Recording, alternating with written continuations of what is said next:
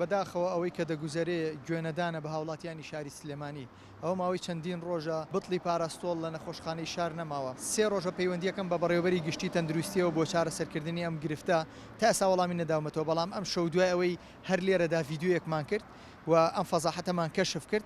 خۆشبەختانە ئەمڕۆ لەلایەن ڕیاسەی سەحای سلێمانیەوە پەیوەندیان پێوە کردم کە ڕێژەیەکی زۆر باش لە بتڵی پاراستۆڵ دابین کراوە بۆ نەخۆشخانەکە.